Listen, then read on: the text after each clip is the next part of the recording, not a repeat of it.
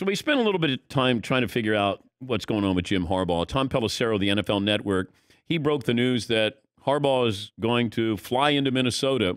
Like, now it gets real. You know, it's one thing if, hey, I'm hearing maybe he's reaching out to the Raiders or vice versa, and now you have him going to Minnesota. Now this changes things, or it feels a little bit more real. But don't take my word. Take Sam Webb's word for it. He's the publisher of the MichiganInsider.com on 24/7 Sports, morning show host of Sports Talk 1050, The Ticket. Sam joins us now. Sam, thanks for joining us on short notice. So Jim Harbaugh going to Minnesota means what to you? It means that he's serious about this job. You're right, Dan, that this is different than past sort of, I think, media-driven storylines. I don't think that Jim Harbaugh really pursued this in years past, but make no mistake, he is going after this job. He could have silenced this quickly. He didn't. I think there's a message in that. And that this is so public that he is going to Minnesota at a time where he is trying to hire a defensive coordinator. I know a lot of people are making a big deal about him traveling there on National Signing Day. They aren't signing any prospects coming up on Wednesday, but it is transfer portal time. There are things that you're doing to prepare for spring ball, to prepare roster management, right? His focus is on Minnesota. He is going there to get this job that makes this different. And everyone that I talk to, whether they be around Ann Arbor, agents in the NFL that I talk to, they all expect that if the Minnesota Vikings offer Jim Harbaugh this job, he will take it. I thought Michigan was his dream job. He did, like what has transpired here in the last 12 months? Yeah, man, it's funny. I get that question a lot, and look, I can only try to get in Jim Harbaugh's head so much. I don't know him as well as his family or his friends that have been around him his entire life, but I've gotten to know him as well as a media member could get to know him over the past 7 years. And what I could say is when he came to town, it was like he was the Prince of Zamunda. They were throwing the rose petals at his feet, right? And you get 6 years into the process, you have real adversity, and you have the people who anointed you from day one sort of turning on you. And it sort of reminds you that while you came home and this is your place, this is a job, and support can erode here like it erodes anywhere. So being on the precipice of losing your job has a way of sort of reminding you or giving you that perspective. I think it's that. I think that realizing that there might be another opportunity that's better for him personally.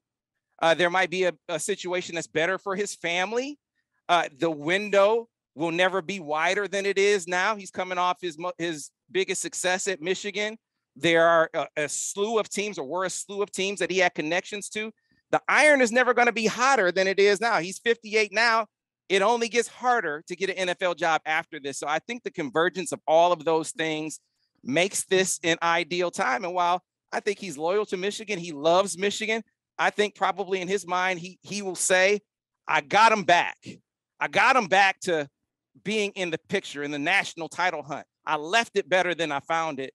Now I can do something that might be better for me personally, might be better for my family. I think that's how he's probably looking at it. But the irony of this is, Sam, he beat Ohio State, and because he beat Ohio State, he became a little bit more of a hot candidate. If he loses to Ohio State, then it's same old story.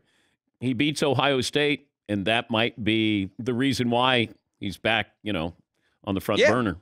It is ironic. It's ironic in that, his name was out there last year like it had never been before, and there were no real takers.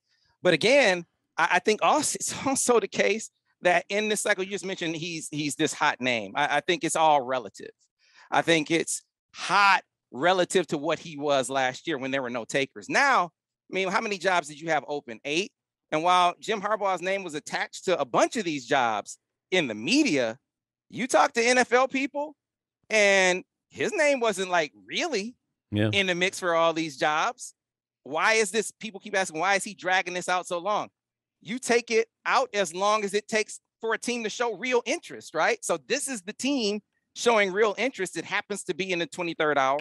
It's related to Kwesi Adolfo-Mensah getting that job, a guy that he worked with in San Francisco. So this, I think, even more so, even as much as beating Ohio State puts you on the radar, it's also, I think, really revealing that it took to this point in this cycle for him to get a real taker. I think that's another reason why, if you're him, man, you better jump on this train while it's here.